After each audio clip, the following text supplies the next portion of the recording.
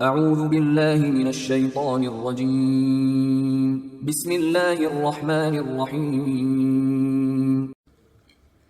سورہ بنی اسرائیل آیات نمبر 1 تا 8 میں واقعہ معراج کی طرف اشارہ۔ تاریخ بنی اسرائیل کی روشنی میں یہود کے اس بیجا خیال کی تردید کہ وہ اللہ کے محبوب اور چہیتے ہیں، اس لیے انہیں سزا نہیں مل سکتی۔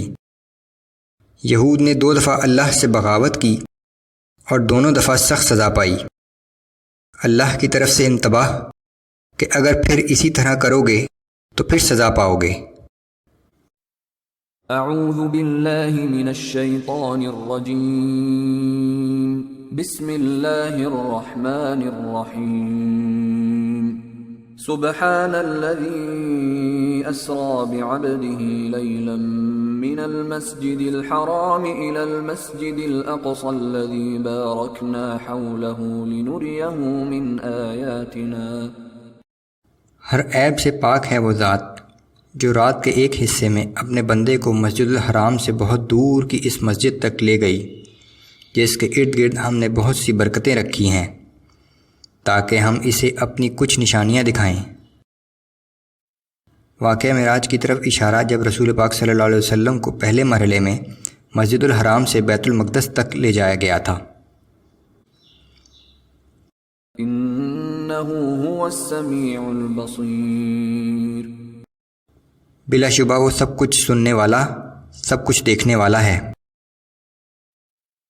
وآتينا موسى الكتاب وجعلناه هدى لبني إسرائيل ألا تتخذوا من دوني وكيلا۔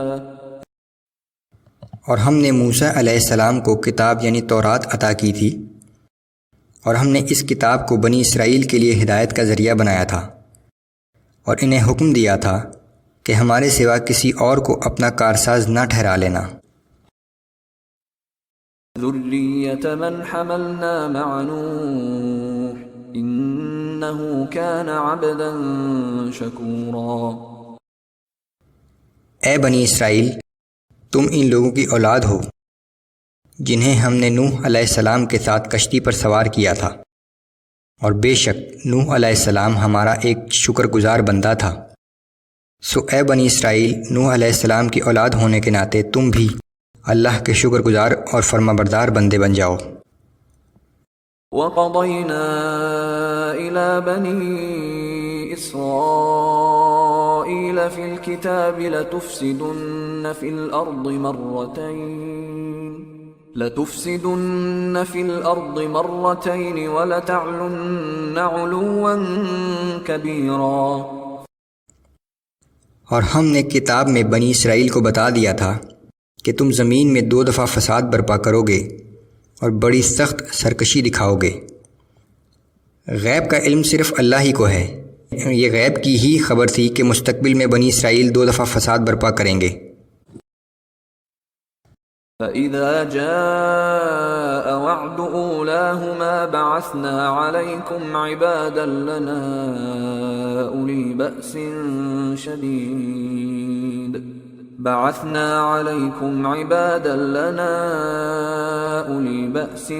شَدِيدٍ فَجَاسُوا خِلَالَ الدِّيَارِ وَكَانَ وَعْدًا مَفْعُولًا۔ پھر جب ان 2 وعدوں میں سے پہلے وعدے کا وقت آیا تو ہم نے تمہارے مقابلے میں اپنے ایسے بندے بھیجے جو بڑے سخت جنگجو تھے، سو وہ تمہارے شہروں میں ہر طرف پھیل گئے، اور ہمارا وعدہ تو پورا ہونا ہی تھا۔ اللہ کی پیشن گوئی پوری ہو کر رہی، اور سن 587 قبل مسیح میں بخت نصر نے ایک سخت حملہ کر کے یہودیہ کے تمام بڑے چھوٹے شہروں کی اینٹ سے اینٹ بجا دی۔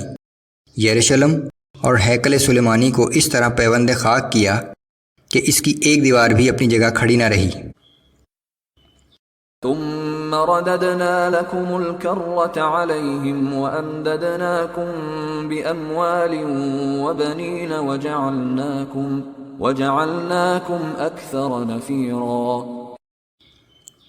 پھر ہم نے تمہیں ان دشمنوں پر دوبارہ غلبہ عطا کیا اور مال اور اولاد سے تمہاری مدد کی، اور تمہاری تعداد پہلے سے بہت زیادہ بڑھا دی۔ إن أحسنتم أحسنتم لأنفسكم وإن أسأتم فلها. اگر تم بھلائی کرو گے تو اپنے ہی فائدے کے لیے کرو گے، اور اگر تم برائی کرو گے تو اس کا وبال بھی تم ہی پر ہوگا۔ فَإِذَا جَاءَ وَعْدُ الْآخِرَةِ لِيَسُوءُوا وُجُوهَكُمْ وَلِيَدْخُلُوا الْمَسْجِدَ كَمَا دَخَلُوهُ أَوَّلَ مَرَّةٍ وَلِيُتَبِّرُوا مَا عَلَوْا تَتْبِيرًا۔ پھر جب تمہاری دوسری سرکشی کا وقت آیا تو ہم نے پھر اپنے وہ بندے بھیجے کہ تمہارے چہرے بگاڑ دیں اور تمہاری مسجد میں اسی طرح داخل ہو جائیں جس طرح پہلی مرتبہ کے لوگ داخل ہوئے تھے، اور وہ حملہ آور جس چیز پر قابو پا لیں اسے تباہ و برباد کر ڈالیں۔ یہ اس تباہی کی طرف اشارہ ہے جو سن 70 عیسوی میں رومی شہنشاہ تیتاؤس کے ہاتھوں یہود پر آئی تھی۔ عَسَىٰ رَبُّكُمْ أَن يَرْحَمَكُمْ وَإِنْ عُدْتُمْ عُدْنَا۔ کچھ عجب نہیں کہ تمہارا رب تم پر رحم فرما دے، لیکن اگر تم پھر وہی فسق و فجور کی حرکتیں کرو گے تو ہم بھی وہی پہلے جیسا سلوک کریں گے۔ وَجَعَلْنَا جَهَنَّمَ لِلْكَافِرِينَ حَصِيرًا۔ ہم نے ایسے کافروں کے لیے جہنم کا قید خانہ تیار کر رکھا ہے۔ ان آیات میں جن واقعات کا ذکر کیا گیا ہے، تاریخ انسانی انہیں محض بنی اسرائیل اور اس کے دشمنوں کے درمیان ایک جنگ کی حیثیت سے جانتی ہے، جن میں بنی اسرائیل کو شکست فاش کا سامنا کرنا پڑا، لیکن قرآن نے بڑے واضح الفاظ میں یہ بتا دیا کہ جو کچھ ہوا وہ محض اتفاق نہیں تھا۔ بنی اسرائیل جس کی حیثیت اس وقت امت مسلمہ کی تھی، اللہ کی نافرمانی میں اس قدر آگے نکل گئے تھے کہ اللہ نے ایک غیر مسلم قوم کے ذریعے اس وقت کی امت مسلمہ کو سخت ترین سزا دی، اور یہ بھی بتا دیا کہ اگر وہ دوبارہ ایسی نافرمانی کریں گے تو اللہ کی طرف سے بھی انہیں دوبارہ ایسی ہی سزا دی جائے گی۔